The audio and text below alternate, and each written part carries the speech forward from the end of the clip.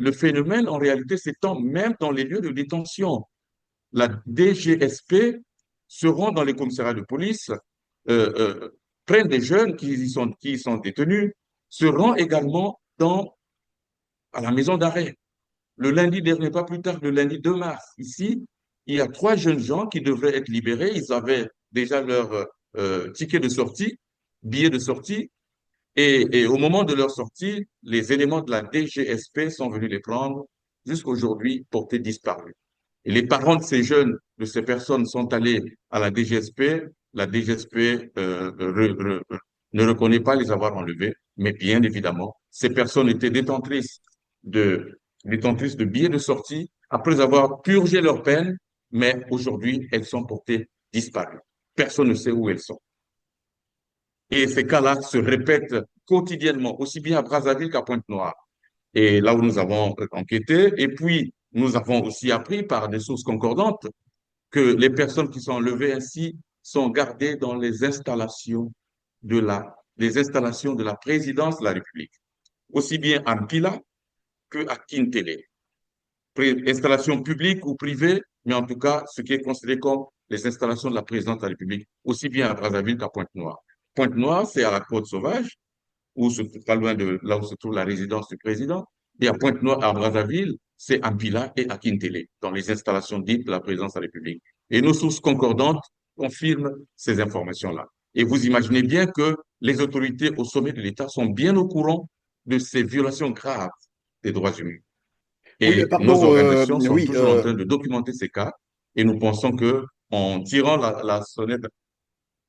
oui, parfait, Mokoko. Je disais, vous avez dit tout à l'heure, ces jeunes qui sont en fait enlevés, il faut le dire comme ça, parce qu'ils ne sont pas informés pourquoi ils sont arrêtés, et c'est de manière arbitraire, ils sont détenus dans des prisons.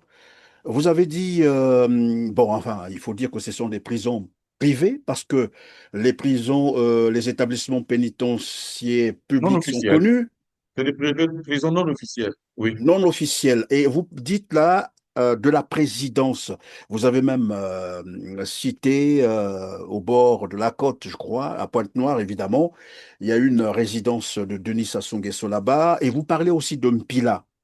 Est-ce que je vais comprendre par là que c'est une forme de prise d'otage et que le chef de l'État est au courant de tout cela?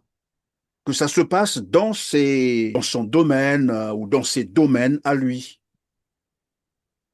Vous savez, l'homme le mieux renseigné du Congo, c'est bien le chef de l'État, hein. Il a tous les services pour s'informer, pour être informé. Il a tous les moyens pour s'informer et être informé. Et nous pensons qu'il est bien au courant de ce qu'il se passe. Il est bien au courant, donc, tant que la situation se poursuit, tant que ces enlèvements, ces prises d'otages, comme vous l'avez dit, continuent, nous pensons bien qu'il est au courant de cela et cela l'engage, justement. Donc, la réponse, c'est qu'il est aussi, il participe, il encourage cette opération, cette dérive sur les droits humains. Tenez, question, tous ceux qu'on a arrêtés ne savent pas exactement qui les détient, qui les met, les a pris en détention. Parce que ces personnes viennent cagouler et aussitôt pris, lorsqu'une personne est détenue, il est ligoté, ses mains sont ligotées à l'arrière et ils ont des yeux bandés. S'il reste, s'il reste 2 mois en détention, il reste 2 mois sans voir le jour, sans voir le jour, sans savoir s'il fait nuit ou s'il fait jour. Ça, c'est une forme de torture inouïe, une torture, une souffrance aiguë. Ces jeunes ne savent pas s'il fait jour, s'il fait nuit. Depuis le premier jour qu'on les avait arrêtés, ils ont les yeux bandés. Et ils ne mangent pas comme il se doit. Ils ne mangent qu'une seule fois un morceau de pain pour 4 personnes et avec un morceau de poisson. Oui, mais vous dites qu'on les balade un peu partout. Soit on dit ils sont à tel endroit, ils sont plus là-bas, à tel autre endroit, ils sont plus là-bas. Ça veut simplement dire que ces personnes ont été froidement abattues et probablement jetées dans le fleuve. On a connu ces épisodes-là. Je vous rappelais tout à l'heure le massacre du Beach. Et on est en train de... L'histoire se répète au Congo, sous une autre forme. Toujours des jeunes. Vous parlez déjà de plus de 400 jeunes victimes de cette opération. Et d'autres, on ne sait même pas où est-ce qu'on les a enterrés, les parents n'ont pas vu les corps, donc on ne sait pas qu'est-ce qu'on en fait. Et lorsqu'on parle d'un Mpila, pour ceux qui connaissent le palais de Sassou Nguesso, à côté, vous avez le fleuve. Et moi, je crains que ces jeunes soient abattus froidement, tués froidement et jetés dans le fleuve, puisqu'ils arrivent même pas à vous dire où est-ce qu'ils sont concrètement.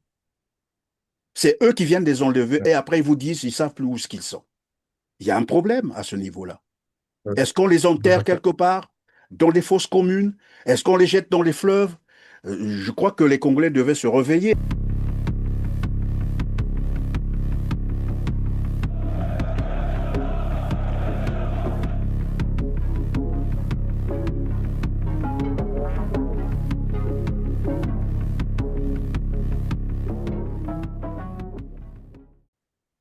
Avec moi aujourd'hui, Parfait Moukoko, journaliste, président du conseil d'administration de l'Observatoire congolais des droits de l'homme au CDH. Bonjour Parfait Moukoko. Bonjour Christian, merci de m'avoir invité.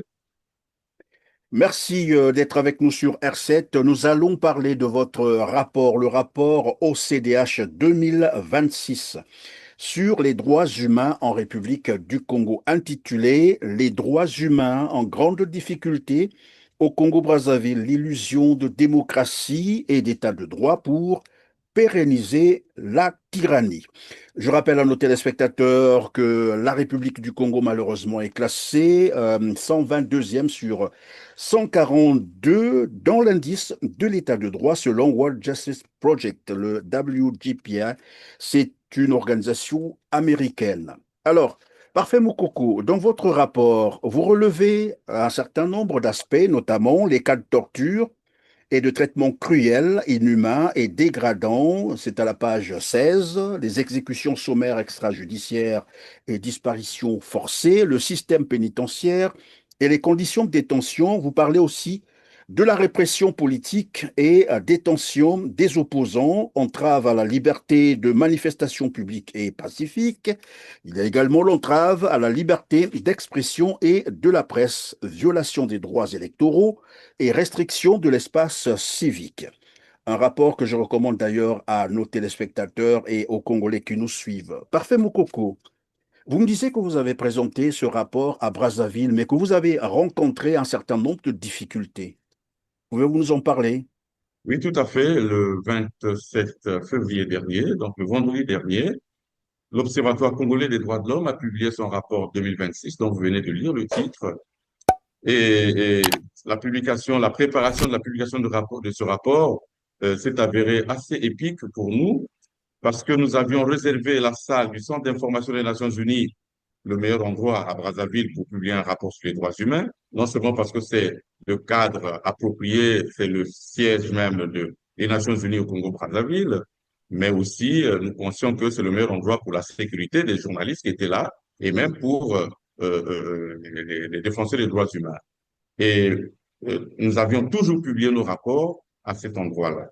Et lors de la publication au moment de la publication du rapport, nous avons réservé la salle et le jour même de la tenue de l'activité en matinée, nous avons reçu des informations, ou en tout cas un coup de fil du Centre d'information des Nations Unies, où le responsable nous demandait de décommander leur salle, de reporter la réalisation de cette activité, de ne plus tenir l'activité dans les installations du Centre d'information des Nations Unies, parce que le gouvernement considérait cette activité comme un trouble à l'ordre public. Et le représentant résident des Nations Unies à Brazzaville aurait reçu des pressions fortes de la part du gouvernement congolais pour empêcher la tenue de cette conférence de presse de l'OCDH consistant à présenter un rapport sur l'état des droits humains au Congo-Brazzaville. Alors, vous imaginez bien tout le désagrément que cela a pu causer. Les journalistes qui savaient que l'activité allait se tenir le 27 au Centre d'information des Nations Unies à 14 heures, et il fallait donc rattraper ces journalistes pour leur dire que le lieu devait changer. Et nous avons tenu l'activité à un autre endroit, à notre siège, dans les conditions d'espace réduit, mais nous avons pu quand même tenir notre conférence de presse En fait, de conférence de presse, nous l'avons transformé en point de presse. Et c'est en aparté que nous avons organisé des interviews particulières avec tel ou tel organe de presse. Et nous avions senti que il y avait une tension dans Brazzaville avec la publication de ce rapport et il fallait bien prendre des dispositions de sécurité par rapport à la publication de ce rapport. Et nous remercions donc à cette occasion les journalistes qui sont quand même venus à notre siège. Nous remercions également les missions diplomatiques qui ont envoyé leurs diplomates assister à la conférence de presse. Et c'est ce qui nous donne l'espoir qu'il y a quand même des gens sur lesquels il faut compter pour l'amélioration de la situation des droits humains au Congo-Brazzaville. Merci. Oui, mais c'est très curieux. Enfin, après, je peux me tromper, mais j'ai l'impression que, bah, enfin, ça s'apparente à un boycott carrément, parce que s'il ne voulait pas vous accorder la salle, on vous l'aurait dit le premier jour, où vous avez réquisitionné la salle, ou peut-être 24 heures avant la tenue même de l'activité. Comment se fait-il que la représentation des Nations Unies au Congo, donc cette organisation internationale, vous surprend le jour même de la présentation de votre rapport? Ça s'apparente à une entrave, en fait, à la liberté Exactement. d'expression. Exactement. Pour nous, c'est une complicité à cette entrave, une complicité à la restriction de l'espace civique. Les Nations Unies devraient même être les premiers. Le responsable des Nations Unies devrait être le premier à nous défendre, parce qu'il s'agit ici d'une violation de notre droit en tant que citoyen à partager, à publier un document qui a fait l'objet d'un travail minutieux, patient et laborieux des enquêteurs de l'OCDH pour faire l'état des droits humains au Congo. Nous parlons bien des droits humains, donc d'une matière qui est au centre même de l'action des Nations Unies. Mais c'est au niveau du Centre d'information des Nations Unies qu'on nous empêche de tenir notre conférence de presse parce que le gouvernement congolais ferait, a fait des pressions, a fait pression sur les responsables des Nations Unies pour que cette activité ne se tienne pas, sinon ce serait un trouble à l'ordre public. Vous imaginez bien que des organisations de la société civile, connues et reconnues, agréées par le gouvernement congolais, puissent troubler l'ordre public dans les installations des Nations Unies. Vous sentez bien qu'il y a une paranoïa quelque part. Et qu'est-ce qui justifierait cet acte, cette entrave à la publication des rapports sur les droits humains? À Mais mon lorsqu'on avis, c'est parle, juste la gêne que susciterait cette publication. oui, mais parler de troubles à l'ordre public, c'est en lien avec quoi concrètement? Vous auriez invité quoi? Beaucoup de gens, beaucoup de jeunes, un public, ou qu'est-ce qui pouvait faire penser à ces troubles à l'ordre public? Évidemment, c'est incompréhensible. C'est incompréhensible. Oui, pardon, parfait, Moukoko. Lesquels étaient invités à cette réunion? Cette réunion était invité les journalistes de la presse nationale, la presse internationale et aussi les représentants des missions diplomatiques. Union européenne, ambassade de France, toutes les ambassades étaient conviées. Et aussi, tenez-vous bien, la Commission nationale des droits de l'homme, ainsi que le ministère de la Justice. Parce que ce que l'OCDE publie, c'est connu, c'est public. C'est, c'est pas un secret. Et nous avons voulu présenter ce rapport devant ces autorités-là. Donc, le ministère de l'Intérieur, de, de, de, de, de la Justice était invité, la Commission nationale des droits de l'homme était invitée, mais tenez-vous bien, ils ne se sont pas présentés. Et nous pensons que ce sont ces institutions qui ont organisé cette sorte de boycott ou de sape de cette activité. Alors, parfait, Moukoko. Allons donc comprendre ce que relève votre rapport, ce qui pourrait également nous aider à comprendre les raisons derrière cette tentative d'empêcher sa présentation aux représentations diplomatiques et au public congolais.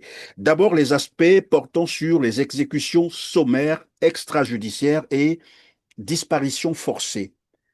C'est quoi ce que vous ressortez dans ce rapport? Et effectivement, ce rapport sur la situation des droits humains comporte un long chapitre sur les cas d'exécution sommaire et extrajudiciaire perpétrés par les forces de l'ordre, la force publique, et particulièrement les éléments de la Direction générale de la sécurité présidentielle qui, depuis septembre dernier, mène une opération dite Zéro Kuluna. Nous pensons que cette opération n'est qu'un prétexte pour priver de la vie des jeunes gens qui sont arrêtés exécutés de sang-froid, généralement devant parents en public, exécutés de sang-froid, et les corps exposés à la vue de tout le public. Et il est même interdit, il est arrivé des cas où on interdise aux parents et aux proches de reprendre le corps et de l'amener à la morgue. Il y a des exécutions sommaires pratiquement tous les jours. Et la force publique sera responsable d'exécution de massacres des jeunes. Les, les, les, les, il y a certaines personnes qui sont exécutées simplement sur dénonciation, parfois calomnieuse. Mais il suffit d'avoir une attitude suspecte et pour que l'agent de la DST, DGSP, tire à bout portant sur quelqu'un et il tombe devant le public et comme si de rien n'était. La vie humaine ne vaut plus rien au Congo-Brazzaville. Et tout cela, c'est parce que le président de la République, chef de l'État, a pris avait prêté le serment de respecter les droits humains, de respecter la Constitution. La même Constitution qui souligne que la vie humaine est sacrée, il a autorisé que les éléments chargés de sa sécurité puissent exécuter de sang-froid des individus prétendument accusés d'être des bandits armés. Évidemment, nous souffrons tous de l'insécurité créée par les bandits armés que nous appelons bébés noirs au Kuluna. Mais évidemment, l'approche adoptée est digne d'un régime de jungle, est digne d'une jungle, parce que les gens armés peuvent tuer allègrement sur simple dénonciation, sur simple présomption des individus qui ont perdu la vie. Et à ce jour, nous estimons, parce que nous n'avons juste documenté que ceux qui sont dans les rapports, les cas qui sont dans le rapport, mais nous pouvons estimer que l'on a exécuté des centaines de personnes, des centaines de personnes, on peut estimer même à 400 personnes qui sont déjà décédées au cours de ces exécutions sommaires. Les cas d'exécution dont nous avons parlé ne sont que des cas emblématiques. Mais il y a d'autres cas qui n'ont pas été suivis par nous, mais nous savons qu'il y a eu des exécutions sommaires à travers tout le pays. Et en plus des exécutions sommaires, il y a des cas, alors là, les cas les plus flagrants de disparition forcée. Et ces cas-là sont les plus nombreux. Aujourd'hui, l'OCDH, parce que nous le faisons depuis 2 à 3 semaines déjà, l'OCDH reçoit pratiquement tous les jours des parents de personnes portées disparues. Portées disparues parce que la garde présidentielle, j'allais dire la Direction générale de surveillance de la sécurité présidentielle, est arrivée sur dénonciation ou sur présomption, est arrivée dans des maisons, ont pris des jeunes, les ont amenés sans dire précisément ce qu'on leur reproche, et jusqu'aujourd'hui, les parents n'ont aucune information sur le lieu de détention, n'ont aucune information sur le sort de ces jeunes-là, et certains sont dans cette situation depuis le mois de septembre. Figurez-vous, des parents qui n'ont aucune nouvelle des enfants que la police est venue arrêter, la garde présidentielle, disons-le comme ça, est venue arrêter et la garde présidentielle les détient dans des endroits inconnus et la garde présidentielle ne reconnaît pas qu'elle les garde par devers lui et sous leur contrôle. Et ces cas entrent dans le cadre, dans la catégorie des cas de disparition forcée. Vu l'ampleur, parce que nous avons documenté près de 70 cas déjà, vu l'ampleur de ces cas, aussi bien à Pointe-Noire qu'à Brazzaville, nous pensons que ces actes sont constitutifs de crimes contre l'humanité, dont est compétente la Cour pénale internationale. Et l'OCDH venait d'apprendre, parce que nous avons reçu aujourd'hui un parent qui est venu. Nous avons parlé des enfants, des jeunes qu'on est venu prendre ou enlever à domicile, certains dans la rue. Mais le phénomène, en réalité, s'étend même dans les lieux de détention. La DGSP se rend dans les commissariats de police, prennent des jeunes qui y sont détenus, se rend également à la maison d'arrêt. Le lundi dernier, pas plus tard, le lundi 2 mars, ici, il y a 3 jeunes gens qui devraient être libérés. Ils avaient déjà leur ticket de sortie, billet de sortie, et au moment de leur sortie, les éléments de la DGSP sont venus les prendre, jusqu'aujourd'hui portés disparus. Et les parents de ces jeunes, de ces personnes, sont allés à la DGSP. La DGSP ne reconnaît pas les avoir enlevés, mais bien évidemment, ces personnes étaient détentrices de billets de sortie après avoir purgé leur peine, mais aujourd'hui, elles sont portées disparues. Personne ne sait où elles sont. Et ces cas-là se répètent quotidiennement, aussi bien à Brazzaville qu'à Pointe-Noire. Et là où nous avons enquêté, et puis nous avons aussi appris par des sources concordantes que les personnes qui sont enlevées ainsi sont gardées dans les installations de la présidence de la République, aussi bien à Mpila que à Kintele. Installations publiques ou privées, mais en tout cas, ce qui est considéré comme les installations de la présidence de la République, aussi bien à Brazzaville qu'à Pointe-Noire. Pointe-Noire, c'est à la Côte-Sauvage, pas loin de là où se trouve la résidence du président.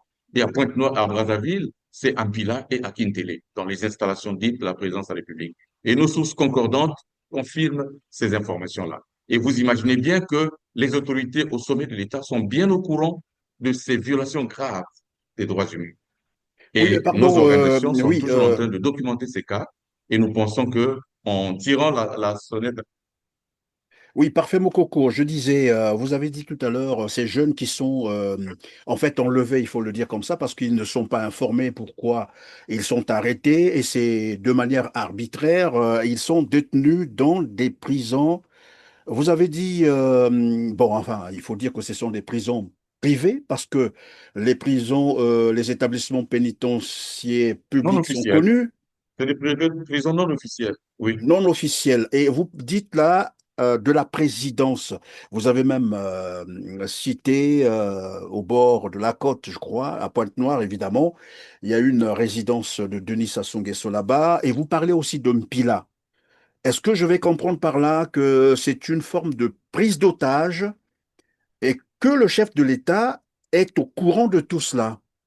Que ça se passe dans son domaine ou dans ses domaines à lui?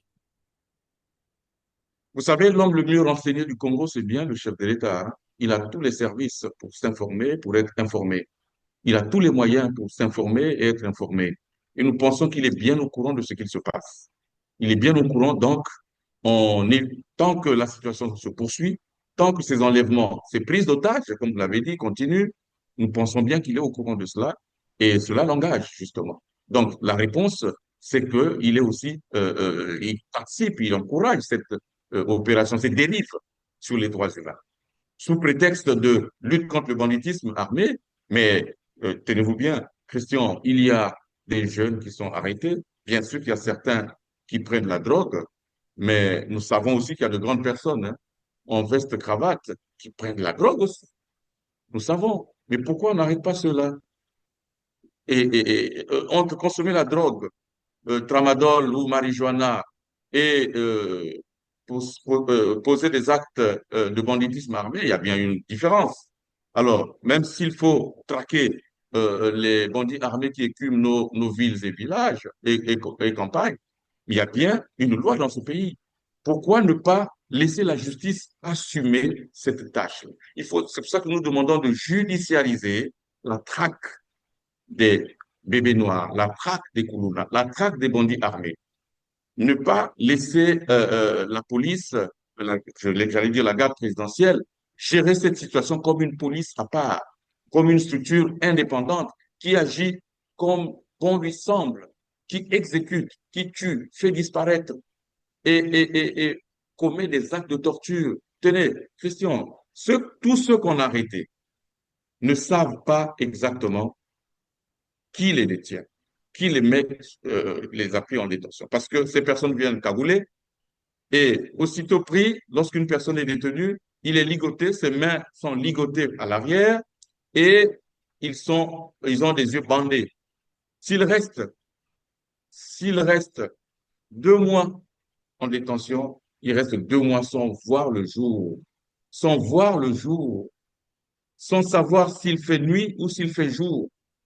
Ça, c'est une forme de torture inouïe, une torture, une souffrance aiguë. Ces jeunes ne savent pas s'il fait jour, s'il fait nuit. Depuis le premier jour qu'on les avait arrêtés, ils ont les yeux bandés. Et ils ne mangent pas comme il se doit. Ils ne mangent qu'une seule fois un morceau de pain pour 4 personnes et avec un morceau de poisson.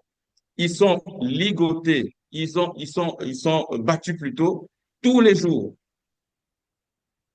sont battus tous les jours, selon nos informations concordantes. Et cela explique que d'autres n'en reviendront certainement plus.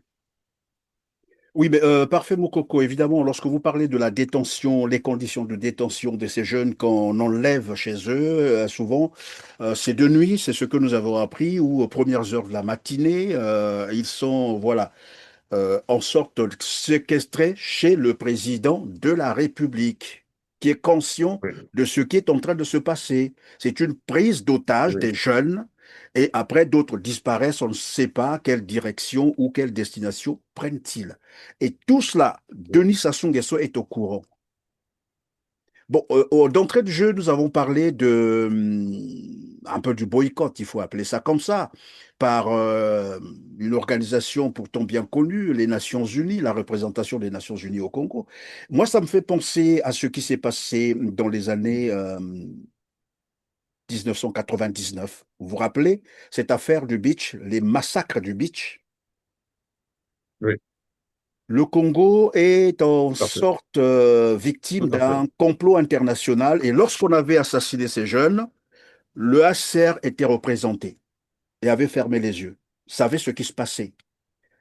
D'entrée de jeu, vous avez noté, vous avez signalé quelque chose de très, et ce que moi je n'ai jusque-là, je ne comprends pas, qu'une représentation des Nations Unies puisse vous empêcher ou refuser que vous présentiez votre rapport dans leur voilà, enceinte, comme, puisque cela a été déjà, je crois, Oui. réquisitionné. Je ne sais pas si ça c'est payant ou comment ça se passe. C'est payant, c'est ça? Les salles sont payantes là-bas? C'est payant, c'est payant, c'est Et payant. Nous avons vous payé. avez Oui, payé. c'est payant, c'est payant. Nous avions Vous a- bien payé et l'argent a été remboursé. Ils ont remboursé l'argent. Mais c'est Absolument. curieux ça.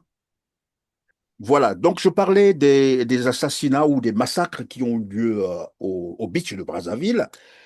Et là, il y avait la complicité du HCR. Maintenant, là où on parle des cas de torture, de disparition forcée, des exécutions sommaires qui ont lieu au Congo, vous l'avez dit presque tous les jours depuis septembre dernier, voilà que les Nations Unies estiment que sous prétexte que le gouvernement congolais n'apprécierait pas cette activité, vous empêche de tenir cette réunion où vous présentiez normalement votre rapport. Moi, je pense qu'il y a un souci là.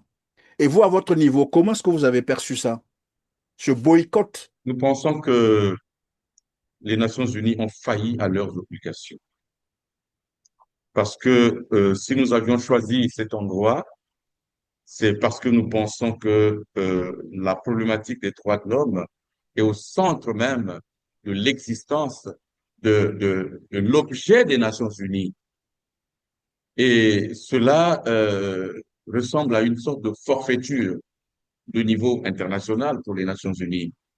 Alors que nous pensions que le représentant résident des Nations Unies devrait être celui qui allait défendre la nécessité de la publication de ce rapport dans les installations des Nations Unies, parce que nous l'avons toujours fait ainsi. Mais aujourd'hui, ce grand responsable des Nations Unies a cédé à la pression du gouvernement.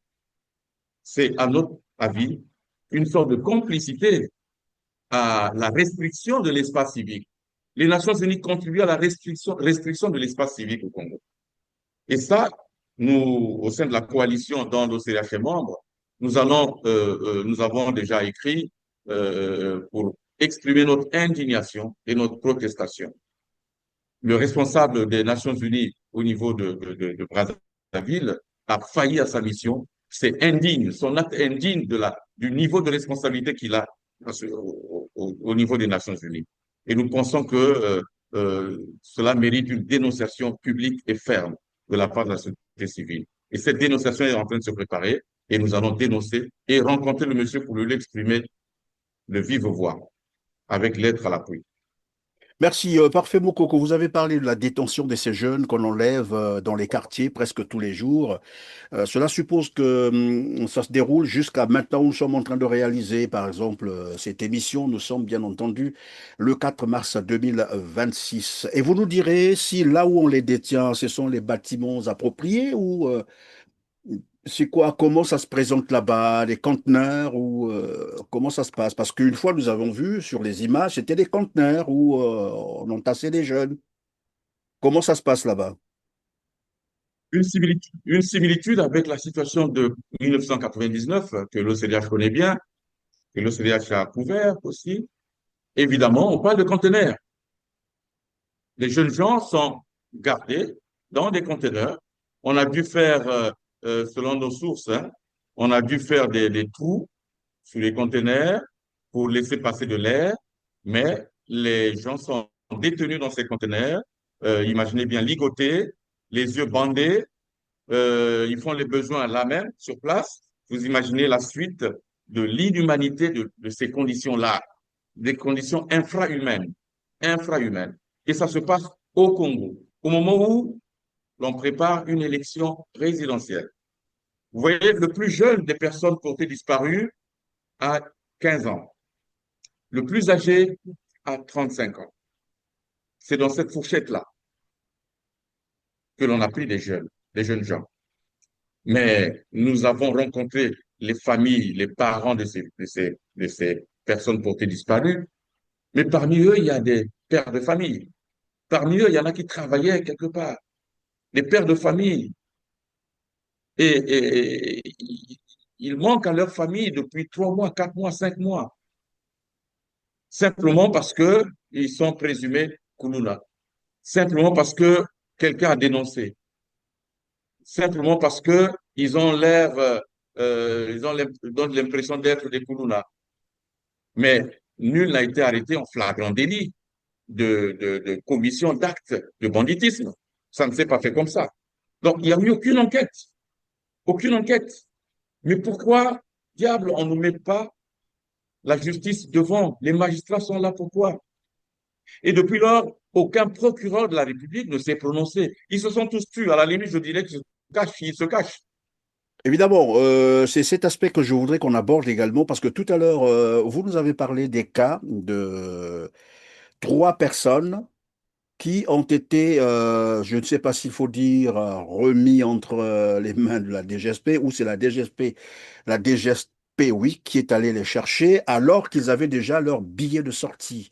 Ça veut dire que ces personnes Ils venaient, sont, oui, voilà, de purger leur peine et qu'ils étaient au point de sortir. Voilà qu'on vient les exact. chercher par la Exact. DGSP. Et ces cas-là, normalement, en réalité, je ne sais pas comment expliquer ça, mais ça devient un peu très compliqué parce qu'on ne sait plus qui est, même lorsqu'on dit Kuluna, il n'y a pas un statut juridique pour ça. Cela veut dire quoi? La DGSP peut se permettre d'aller arrêter n'importe qui, tuer n'importe qui, puisqu'il tue, sans procès, comme disait d'ailleurs le général Serge Bois, sur la base des renseignements. Mais les renseignements seuls ne suffisent pas pour désigner quelqu'un d'un bandit. Vous l'avez même dit tout à l'heure, on ne les a pas attrapés en flagrant délit. Donc, c'est par des coups de fil, par soi-disant des renseignements, mais là encore, je suis un peu... mais c'est très curieux de voir ce qui se passe au Congo et la place de la justice, l'implication de la justice dans ces opérations, puisque même dans ses propos, Denis Sassou Nguesso avait dit à un moment donné, la justice sera impliquée, la force, comment ils appellent ça, les forces de l'ordre sera impliquée, mais on a l'impression qu'il y a une activité menée, une opération qui est menée par plusieurs unités de l'armée, de la gendarmerie, puisqu'on nous parle de la GR, on nous parle de je ne sais pas de quelle brigade, et à côté il y a aussi la DGSP, donc finalement on ne sait plus qui est en train de faire quoi concrètement. Quelle est l'implication de la justice dans cette affaire-là, dans tout ça? La justice est totalement absente. Sinon, elle n'est pas impliquée. Je dirais même qu'elle est dans une inaction assumée. C'est une inaction assumée et certains magistrats disent même, sans gêne, hein, que cette affaire les dépasse, ne relève pas de leur niveau. Évidemment, c'est parce que c'est un ordre venu non écrit, hein, non écrit, venu du président de la République pour qu'on déploie cette opération. Et donc, les magistrats sont inopérants, incapables d'agir, malgré leurs attributions, le rôle qu'ils doivent jouer. Mais il y a la séparation des pouvoirs, non? C'est pas ça? Comment les magistrats ne peuvent pas agir? Ben, est-ce que cette séparation du pouvoir est effective? Je ne crois pas, hein. Nous voyons bien qu'elle n'est pas effective. Cette inaction assumée confirme qu'il n'y a pas de séparation de pouvoir. La justice n'a pas d'autorité. Elle n'a pas d'autorité devant la DGSP, Direction générale de la sécurité présidentielle. La justice ne peut rien faire. Et les magistrats n'ont aucune capacité à faire valoir la loi, même s'ils sont responsables de l'application de la loi. Rien ne se fait. De ce point de vue, nous pensons qu'il y a un grave problème. C'est pour ça que le titre de notre rapport, c'est l'illusion de démocratie et d'état de droit pour pérenniser la tyrannie. Il y a une culture, un climat de terreur qu'il faut instaurer et qu'il faut maintenir, et cela permet de pérenniser la tyrannie, de pérenniser le régime au mépris des droits humains. Voilà, alors, parfait, mon coco. Je suis en train de comprendre. Après ça, ça n'engage que moi. Voilà. Ce que moi, j'ai cru comprendre, que Denis Sassou Nguesso, le chef de l'État congolais, s'est constitué une milice à lui, la DGSP, à qui il a donné l'instruction de tuer, d'assassiner des jeunes Congolais. Et cela se passe sous la complaisance de la justice congolaise, de l'armée congolaise, de la gendarmerie, de la police, de toutes les institutions. Les jeunes Congolais sont en train d'être massacrés par une milice de Denis Sassou Nguesso. C'est le moins qu'on peut dire. Après, je peux me tromper, mais je crois que c'est cela. Parce que lorsqu'on parle des prisons qui sont dans l'enceinte même de la présidence, Ampila, quand on parle de ces prisons de fortune dans l'enceinte de la présidence à Pointe-Noire, nous connaissons tous là où est la maison, la villa de Denis Sassou Nguesso, et que Denis Sassou Nguesso, chef de l'État congolais, au courant de tout cela, et que c'est lui qui a ordonné, alors qu'à côté, il y a la justice, il y a la gendarmerie, la police et tous ces corps que je viens de citer, il passe outre en train d'organiser ces crimes, ces assassinats à lui. C'est ce que moi j'ai cru comprendre. Et face à cela, vous, les organisations non gouvernementales, oui, c'est vrai que vous publiez des rapports, mais bon, je ne sais pas si c'est à vous qu'il faut poser cette question. Comment vous entendez faire pour arrêter cela? Parce que c'est finalement un massacre bien planifié auquel nous sommes en train d'assister sous le faux prétexte de lutte contre le banditisme au Congo. Même chez les Mollahs, on ne fait pas comme ça.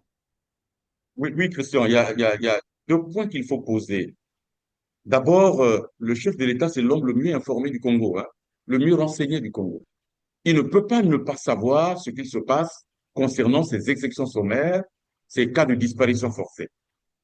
Il ne peut pas ne pas le savoir, surtout que ça se passe dans les installations de la présidence de la République. Le deuxième point, c'est que la DGSP est un organe officiel sous la direction du chef de l'État. C'est quand même un organe chargé de la sécurité du président de la République et de sa famille, et de ses biens, des installations officielles du bureau de la présidence de la République. Mais cette force commet des exactions depuis septembre dernier, depuis près de 6 mois, et il n'y a aucun recours face aux exactions, aux dérives, à la dérive, aux déviations en matière des droits de l'homme que commettent les agents, les éléments de la DGSP. Alors, cela montre que c'est l'État lui-même qui s'engage à massacrer des jeunes gens sous le prétexte d'être dans la lutte contre le banditisme armé, sous le prétexte que ce sont des koulounars, des bébés noirs, des bandits armés. En réalité, il y a un plan de massacre des jeunes. Et malheureusement, il n'y a pas de recours. Les 70 cas de disparition forcée que l'OCDH à ce jour a déjà enregistrés, les 70 cas ne représentent qu'une partie de la situation à l'échelle de tout le pays parce que les violations des droits humains, toutes ces exécutions sommaires, ces disparitions forcées se font à l'échelle de tout le pays.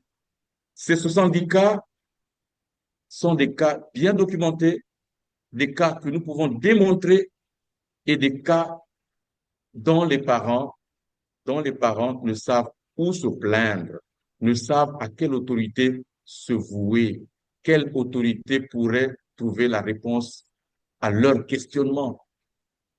Aujourd'hui même, au 31 juillet, aujourd'hui, nous sommes le 4 mars, au 31 juillet de Pointe-Noire, il y avait un regroupement de près de 50 parents de personnes portées disparues, d'après nos sources là-bas. Personnes portées disparues, parce qu'on leur avait dit que désormais, ils sont au camp 31 juillet. Tout le monde, tous ces parents se sont déportés donc au camp 31 juillet à Pointe-Noire pour s'entendre dire qu'il n'y a pas de personnes détenues au camp 31 juillet, ils doivent aller chercher ailleurs. Mais depuis des mois, ces personnes, ces parents n'ont pas vu leurs enfants, ne savent pas où ces enfants sont détenus, ne savent pas quelle autorité peut trouver une solution à leurs problèmes. Vous imaginez bien que nous vivons dans une sorte de jungle où les plus faibles sont écrasés.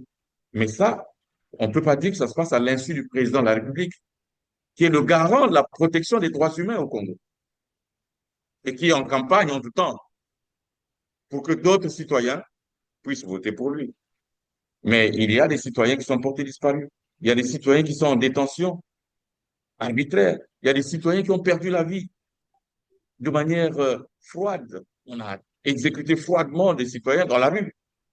Et le président ne devrait pas laisser faire ça. Il en est responsable. Oui, mais vous dites qu'on les balade un peu partout. Soit on dit ils sont à tel endroit, ils sont plus là-bas, à tel autre endroit, ils sont plus là-bas. Ça veut simplement dire que ces personnes ont été froidement abattues et probablement jetées dans le fleuve. On a connu ces épisodes-là. Je vous rappelais tout à l'heure le massacre du Beach. Et on est en train de... L'histoire se répète au Congo, sous une autre forme. Toujours des jeunes. Vous parlez déjà de plus de 400 jeunes victimes de cette opération. Et d'autres, on ne sait même pas où est-ce qu'on les a enterrés. Les parents n'ont pas vu les corps, donc on ne sait pas qu'est-ce qu'on en fait. Et lorsqu'on parle de Mpila, pour ceux qui connaissent le palais de Sassou Nguesso, à côté, vous avez le fleuve. Et moi, je crains que ces jeunes soient abattus froidement, tués froidement et jetés dans le fleuve, puisqu'ils arrivent même pas à vous dire où est-ce qu'ils sont concrètement. C'est eux qui viennent les enlever et après ils vous disent ils savent plus où est-ce qu'ils sont. Il y a un problème à ce niveau-là. Est-ce qu'on les enterre quelque part dans des fosses communes? Est-ce qu'on les jette dans les fleuves? Je crois que les Congolais devaient se réveiller. Après, il y a ceux qui se réjouissent de cette opération. Je veux bien, tout à l'heure vous l'avez dit. Personne ne peut se réjouir en fait du banditisme dans la ville ou des actes criminels. Tout ça, ok. Et un État a le droit évidemment de lutter contre le banditisme dans la société, dans les villes. Mais cela doit se faire avec, bien entendu, l'application de la loi, la justice. Or là, on est en train Absolument. de tuer, d'enlever, de tuer, d'abattre froidement et de faire disparaître les corps. Et les gens applaudissent. Je vais vous le dire, si quelqu'un m'appelait, lui aussi, son fils doit être dans le même cas, bien sûr, un fils qui a été enlevé. Et jusque-là, il n'a plus retrouvé son fils. Mais il me dit, en aparté, il dit oui, au début, même moi, j'avais salué cette opération. Et là, curieusement, moi-même, je suis victime. Alors que mon enfant n'a rien fait. Tout le monde le connaît. Je le dis pour aussi informer tous ceux qui sont en train de se réjouir de cette opération. Moi, je ne suis pas contre la lutte contre le banditisme. Personne ne peut être contre la lutte contre le banditisme. Mais ce qui se fait au Congo n'a rien à voir avec la lutte contre le banditisme. Ce sont des crimes contre l'humanité, Absolument. des enlèvements Absolument. des jeunes et en masse en plus sur la base des informations, le coup de fil, de dénonciations parfois calomnieuses. Oui. On va chercher les jeunes sans les entendre, sans leur laisser la possibilité de s'expliquer. On les achève froidement et les corps disparaissent. Où vont ces corps? C'est la question qu'on va se poser aujourd'hui. Alors, puisque vous avez présenté le rapport Parfait Mokoko, je pense que la presse était là, elle a dû vous interviewer. Mais sur Internet, comme qui dirait, sur la toile, comme sur voilà, les médias classiques, on n'a presque rien vu. Qu'est-ce qui peut expliquer ça? Exactement. Exactement. Le constat est clair. La presse s'est s'est autocensurée parce qu'elle n'est pas libre au Congo. Elle n'est pas libre. Et à plus forte raison, il y a une grande radio connue et reconnue, internationale, une radio pour ne pas la citer, connue et reconnue, qui nous a interviewés pendant près de 5 minutes, mais qui a mis l'interview sous le coude, pour reprendre l'expression du journaliste, euh, parce que le moment est bizarre, selon son expression. Il y a la campagne électorale, alors que nous pensons que les médias constituent également avec nous des partenaires pour la lutte en faveur des droits humains, des partenaires pour la démocratie. On ne peut pas être journaliste et encourager la tyrannie, se taire face aux violations graves des droits humains. Nous venons de parler de 70 cas documentés de disparition forcée à l'OCDH. Et à l'échelle de tout le pays, il faut multiplier par 10 certainement. Nous ne parlons que des cas documentés, ce dont nous pouvons parler aujourd'hui. Mais il y a d'autres, les investigations se poursuivent. Mais il y a des journalistes qui le savent. Ils ont des informations, les détails, mais ils se gardent de publier parce qu'il y a la campagne. Et c'est un journaliste d'une radio internationale qui le dit. La Oui, presse mais nationale, imaginez pardon, parfait qu'elle puisse Mokoko. s'autocensurer. Oui, parfait Mokoko. Je sais quand vous aussi vous êtes journaliste. Ce n'est pas que je vais vous forcer à nous dire, à nous citer le nom de la radio, mais c'est une rétention de l'information. Tous les journalistes le savent et c'est un délit. Exactement, Ce n'est pas exactement, normal. Bon, maintenant, exactement. si vous aussi vous retenez l'information parce que vous ne voulez pas dire le nom de la radio, bah, je vous laisse Non, la liberté. Mais non, les journalistes, d'abord, sont je caractérisés par pensais leur que, courage. je pensais que nos téléspectateurs sont assez avisés qu'il s'agit de RFI. Je pensais qu'ils avaient compris qu'il s'agissait de RFI. Et c'est le correspondant de RFI qui fait de la rétention de l'information. Il y a des situations si graves que les disparitions forcées, des situations si graves que des exécutions sommaires. Un rapport sur les droits humains est publié, il s'assoit dessus. Il s'assoit dessus. Et il donne des arguties, des arguments bidons pour justifier que ça devrait pas, ça devrait attendre. Et il veut nous mener en bateau. Alors que nous avons tout compris. Nous avons tout compris. Et prochainement, on saura comment se tenir. Ce que les gens ont tendance à oublier, surtout les journalistes, beaucoup de journalistes, hein, de chez nous, de chez moi, peut-être moi-même aussi, c'est que le journaliste, c'est avant tout aussi un défenseur des droits humains. Et donc, Exactement. il ne peut pas Exactement. retenir une telle information. Après, il faut qu'on nous explique la Exactement. raison pour laquelle. Exactement. Oui, élection, mais Exactement. évidemment, cette information va servir aux Congolais d'apprécier les candidats C'est qu'ils ont ça. en face. Si vous Exactement. avez un candidat, je vais le citer, Denis Sassou Nguesso, qui, alors qu'on va vers les élections, voilà, a créé une milice en train de tuer les Congolais, en train d'enlever les jeunes Congolais qui disparaissent. Et ce même Oui. candidat, il va aller aux élections et les Congolais devront aller voter pour lui, entre guillemets, il faut le dire, Voilà. alors que si c'est une Exactement. élection. Et Non, le journaliste franchement, retient une telle information. exactement. Il fait de la rétention de l'information. On ne peut pas parler d'autocensure pour son cas parce on a fait une interview de 5 minutes, hein, avec tous les détails, toutes les précisions. Et le monsieur, depuis une semaine bientôt, il a bloqué l'information, il a retenu Bah, l'information. le problème, c'est C'est celui-là, c'est ça. que après, il reviendra vous dire qu'il a perdu la bande. Et voilà, et ce sont les Voilà. petits, Exact. voilà, les petites manières des Exactement. journalistes, ça, on Exactement. le sait. Alors, nous Exactement. allons terminer. Parfait, Mokoko. Nous allons terminer. Nous sommes presque à la fin de cette émission. C'est vrai qu'il y a plusieurs autres aspects que vous avez relevés dans votre rapport, mais comme je l'ai dit, on ne va pas échanger sur tous les aspects parce que c'est beaucoup et puis le temps est tellement court. Je recommande et j'insiste là-dessus, les Congolais devront se procurer de ce rapport. Il est déjà en ligne, je crois. Il est en ligne sur le site de l'OCDH. Ok, il est Pour en avoir ligne, un peu. donc nos téléspectateurs pourront le consulter. Lorsque vous expliquez tout à l'heure comment ces jeunes sont levés, séquestrés, les yeux bandés, ligotés, les mains derrière, ça m'a fait penser à Lassim Witi qui a vécu les mêmes traitements cruels, inhumains. Et là, je peux me tromper, mais j'ai l'impression que ce sont les mêmes services, finalement, Ce sont les mêmes le même mode services. opératoire. Par les pratiques, on sait remonter, retrouver, identifier l'auteur par la similitude des actes. Ben Et pour voilà. ceux qui, concernant Lassim Witi, doutaient de ce cas-là, parce que nous savons qu'il y a même des défenseurs des droits de l'homme qui ont pensé que l'affaire Lassim Witi était de la comédie. Il y a des défenseurs des droits de l'homme, que j'appelle moi des mercenaires de la société civile, qui avait pensé que l'affaire Lassim Bouti, c'était un montage. Vous allez voir dans le rapport une photo de Lassim Bouti avec sa bouche édentée, les dents arrachées à la tenaille. Que ceux qui pensent que c'est de la comédie disent bien encore que quand on perd les dents, dans ces conditions-là, c'est encore de la comédie.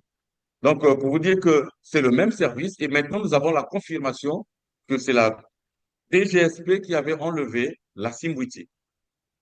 C'est clair désormais. Vu la Oui, civilité des comme qui actes, dirait, ça se passe. le criminel revient toujours sur la scène de crime, et là, on sait désormais, parce que c'est la même DGSP que Denis Sassou Nguesso, c'est lui-même qui nous l'a dit, il avait ordonné à la DGSP d'aller commettre des crimes dans le pool, le C'est génocide, ça, il a reconnu ça, c'est il ça. a avoué, c'est la même DGSP qui a commis des massacres un peu partout, et là, on est en train de la voir sur le terrain, cette fois-ci, elle ne s'en cache plus. Voilà, nous commettons, nous tuons, comme aime à le dire le général Sergio Boa, sans état d'âme.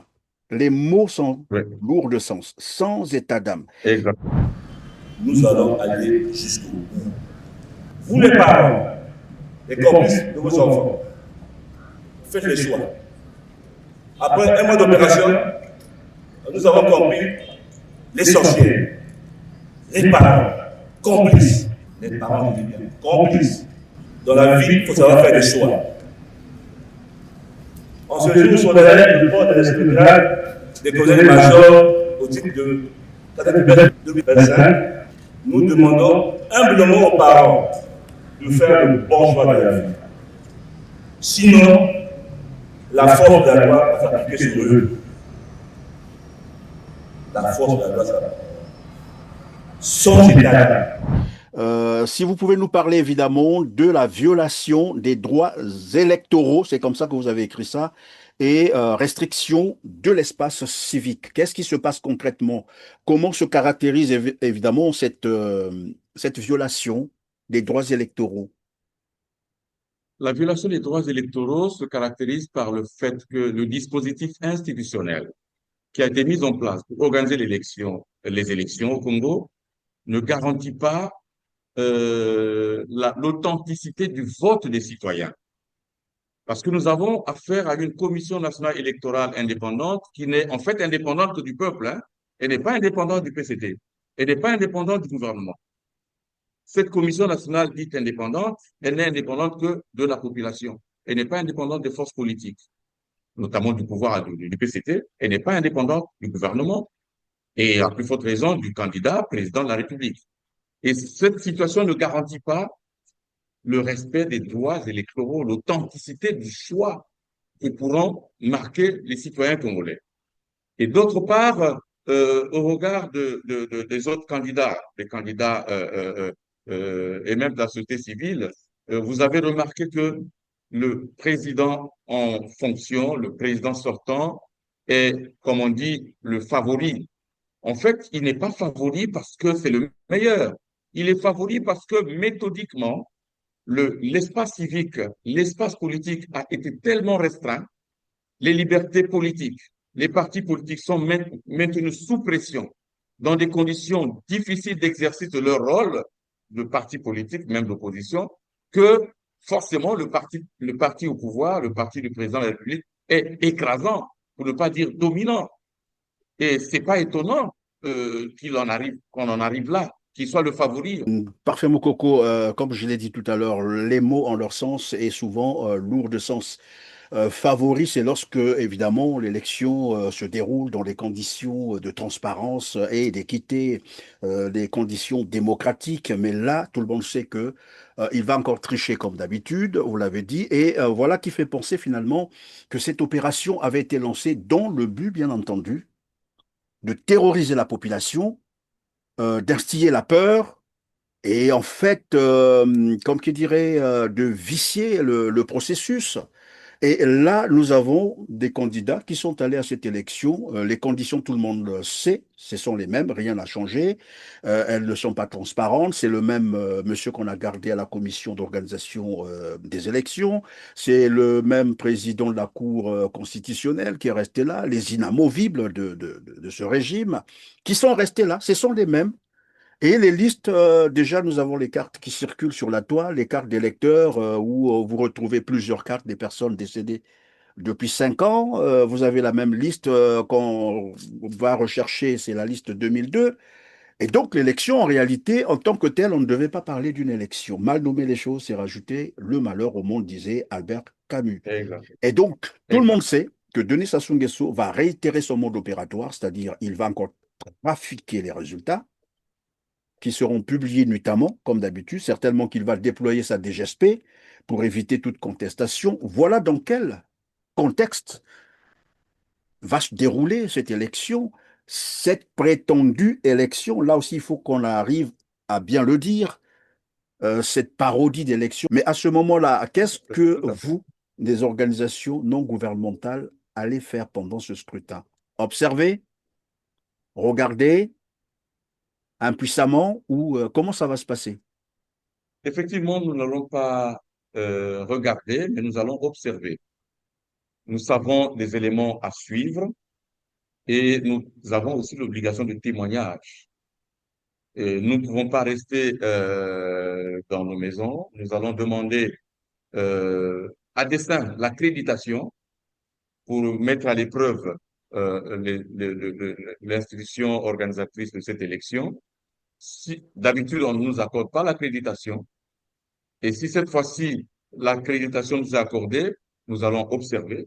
Si elle n'est pas accordée, nous allons faire de l'observation citoyenne parce que en tant que citoyens, nous pourrons avoir accès au bureau de vote, mais juste pour voir comment cela se déroule. Mais nous aurons aussi accès au centre de vote et nous apprécierons, nous publierons des rapports sur le déroulement du scrutin.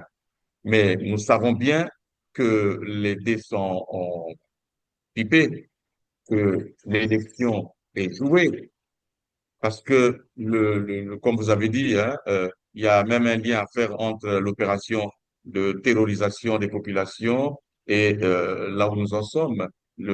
L'opinion publique a été conditionnée en conséquence, mais nous savons que l'élection va se dérouler, le vainqueur est déjà connu, mais en tant qu'organisation de la société civile, nous allons constater et établir des responsabilités et puis dénoncer ce qu'il faut dénoncer. Mais nous savons que il suffit pas de dénoncer, euh, mais de témoigner, ça c'est nécessaire de notre part, de témoigner. Voilà. Merci, Parfait Moukoko. Qu'en Merci. est-il des réfugiés qui sont à Louosi, des populations qui sont parties du pôle, qui se retrouvent aujourd'hui à Louosi, en RDC?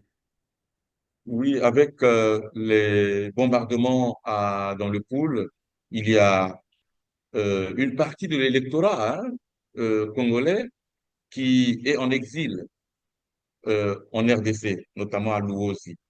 Et bien évidemment, comme vous pouvez imaginer, vous pouvez le penser, ces personnes ne viendront pas voter.